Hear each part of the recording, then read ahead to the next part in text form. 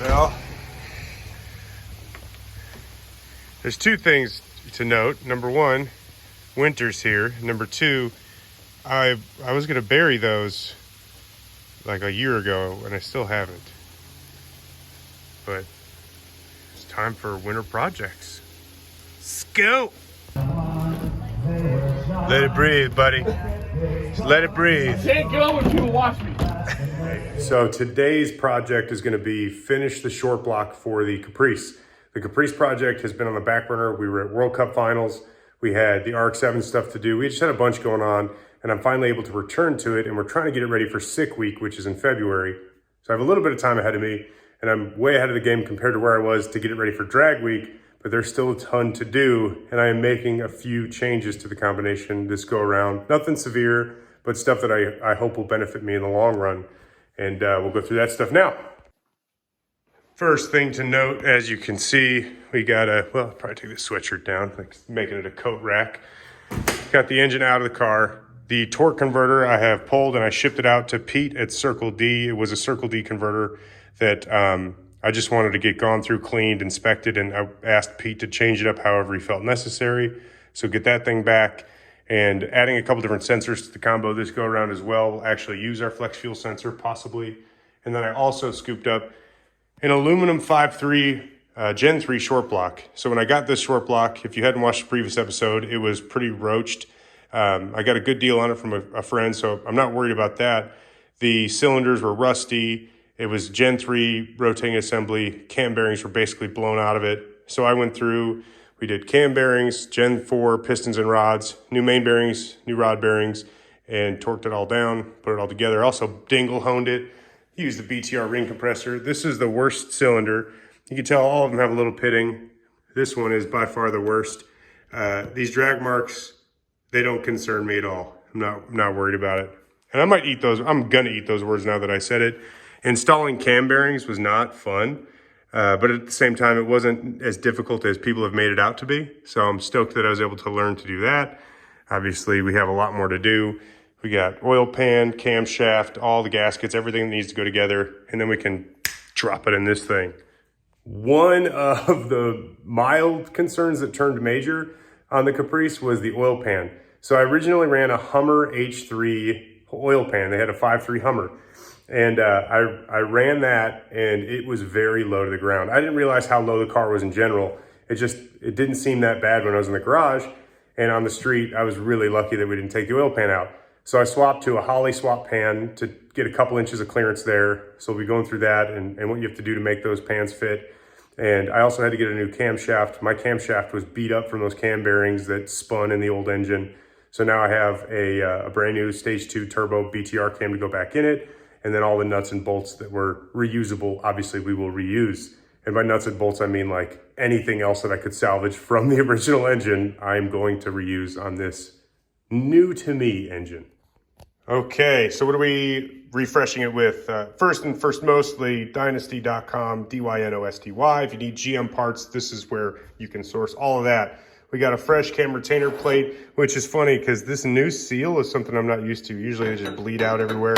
Cam retainer plate bolts, cam gear chain, main galley plug, front timing cover, rear main seal, exhaust blah, blah, blah, cam, oil pan, hey. But what we're gonna do right now is worry about the Melling 10295 oil pump, the camshaft, cam gear, that sort of stuff. Because before I put the oil pan on, I gotta get all that stuff done first. So we're gonna get that thing going. First thing you're gonna wanna do is you're gonna lube up your shaft before you slide it in there. All right, so after the cam is in, you're gonna wanna use your camshaft retaining plate. And the camshaft retaining plate has this little impregnated seal on the backside. And as you can see, that keeps oil, you can actually see a witness mark from the old one, keeps oil inside the lifter bore feed. So that will cross over right there and it'll bleed down and get everywhere if you don't have a fresh seal. So it's always important to replace this. I've seen a lot of guys who will just silicone and RTV it. These are not that expensive. All right, so you can see up there, you got our 4 cam bolts in. They're not torqued. These 4 on a fresh set of bolts torqued to 18 pound-feet.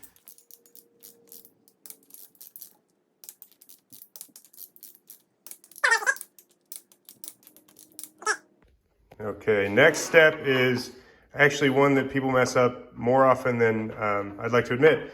The cam gear and cam timing chain. Couple things that can screw you on this. Number one, if you use a front cam sensor and you buy the wrong cam gear, there are two types of cam gears.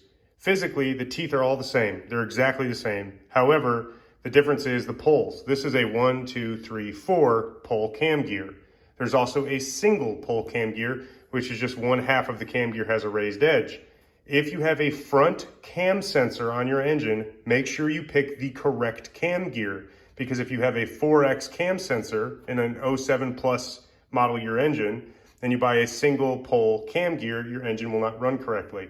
I shouldn't say that. It may run, it's gonna throw a bunch of check engine lights. So make sure you get the right cam gear. Also note this is a 1, 2, 3 bolt cam gear. Late model engines have a single bolt cam gear, so you'll have to do this conversion to a 3 bolt so that you can install your camshaft. 99% of people that hit us up and say, hey, this cam won't install, it's the wrong style, you have to respond and say, well, no, it's not the wrong style, it's just the aftermarket predominantly only produces 3 bolt cam gears. 1, 2, 3. 1, 2, 3, it's magic. Another thing to note, yeah. See this little guy right here, that little dot? Not dot, but that little half circle? That's a timing mark. You have to line that timing mark up with the lower timing gear. Okay, we got dual action right now. You're gonna be watching me spinning the crank. You're gonna be watching the piston. So do your best here, okay? Everyone keep up.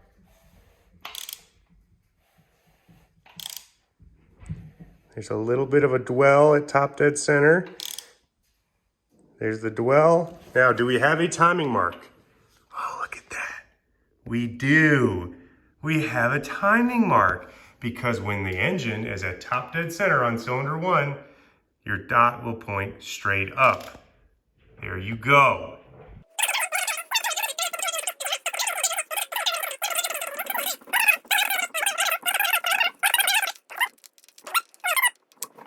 Tuck it down, but dot to dot lined up. Get it?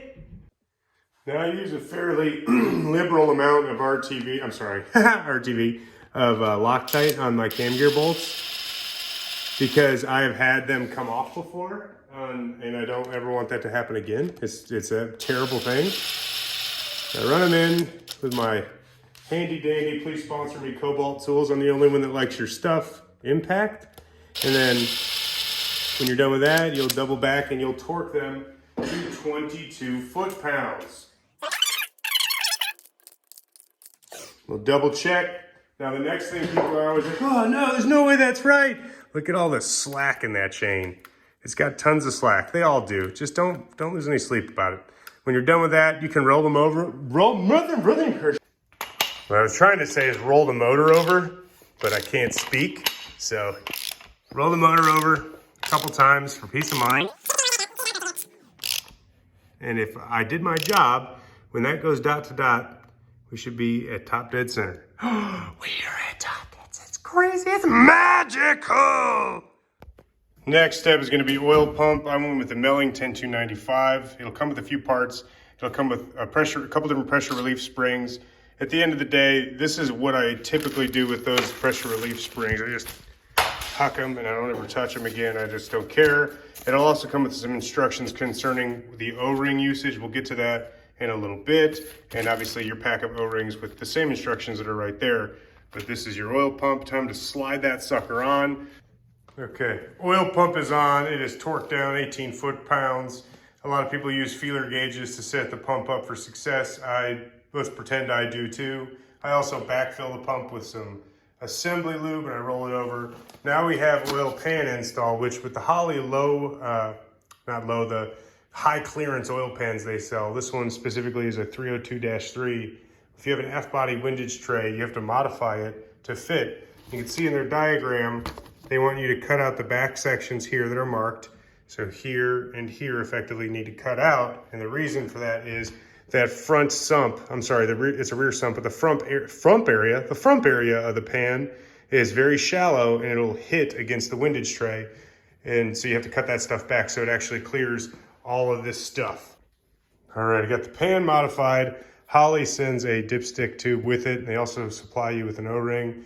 So you'll install this into your oil pump, and then I'm not gonna do a full install right now, but just show you your windage tray bolt will then hold that down, and then your oil pump bolt will hold it obviously into the oil pump. That's how that goes. Also, they make you like trim this stuff out a little bit more than I did, but I went a different route. I just hit it with a tack hammer, and now it clears, which is also an acceptable means of installation by clapped out standards. Windage tray, the pickup tube, oil pump, all that stuff's done. You're gonna grab, you can maybe see it, your oil pan gasket. Service interruption there. I had to stop when I was originally working on this and take care of some other stuff for the RX-7. But now you can see oil pan is on. A lot of people, when it comes to alignment of oil pan, I couldn't tell you the quote proper way to do it. This is how I do it. Before I put the front timing cover on, I torque the oil pan down first. And then I loosely bolt down the timing cover. So all the outside circumference bolts, I bolt on loosely, and I draw the cover down with these lower bolts, and then I torque the rest of them. So a lot of the times people will crack their oil pan because basically they draw the oil pan up too high after torquing the circumference bolts first, and it'll actually crack the oil pan where it bridges to the front of the timing cover area. Also, black RTV on both sides of the corner to keep that seal good, and then obviously the rear main cover I do the same way. But now I'm ready, oil pan's on. I wish I could show you the difference in height between this and an H3 pan, but I'm basically right here, I'm gaining about 2 inches of clearance, which is huge. This pan also comes with drain backs in place for turbos, which is cool. Other than that, just a standard oil pan, nothing crazy. Now that that's done, you can go ahead and drop your lifters in the holes, and you're gonna install your lifter trays as well. Buy new lifter trays. These things are cheap, and old ones, the plastic gets brittle and the squared edges crack, and then your lifters rotate in the bore and take your camshaft out. So just replace these. They're like 20 bucks. Be cool, stay in school, replace your lifter trays. Copyright clapped out.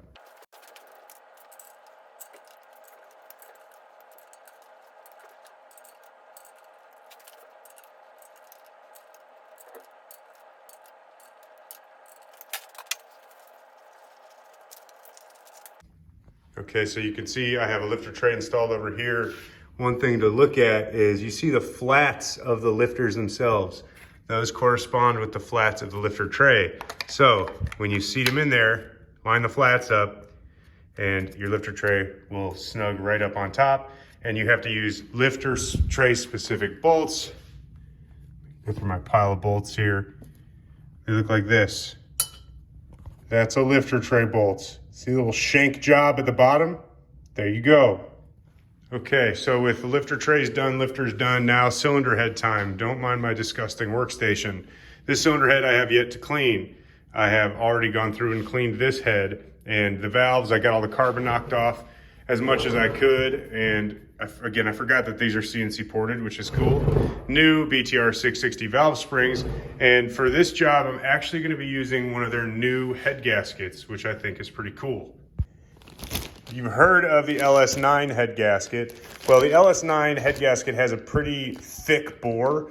The bore itself is pretty wide. So when you run an LS9 head gasket on a 5.3, you have a little bit of static compression loss, and you have a not as tight of a seal to the bore. So BTR came out with the 7-layer small bore head gaskets. They're 3950 bore. They're still 55 thick, crushed, and they're 7-layer just like LS9s. So effectively a small bore LS9 gasket is what I'm gonna be using on this. Simply the best in fastener technology. You have to go with the Fel-Pro brand, mainly because my ARP head studs that I had for this were Gen 3, so they were unequal length bolts. The center bolts were one length, the outside bolts were other length, and this is Gen 4, and they're all equal length. And honestly, I just don't care. Fel-Pro is fine. Let's just rock and roll with that.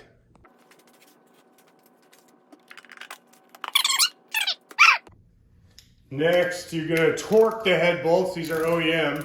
So it's 22 foot-pounds, then 90 degrees, then 70 degrees.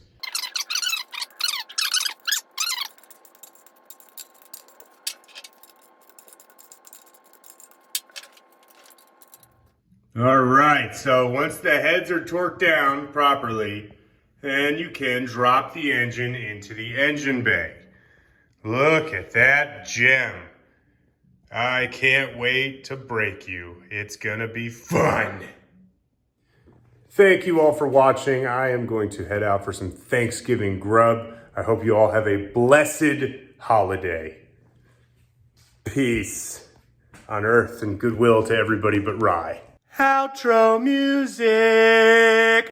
Hey guys, it's Rye. Just wanted to show you my new pro mod that I just had to build. I had to really go over the top because, Logan went faster than me with a 6-cylinder. So I thought, I'll build this because I'm scared.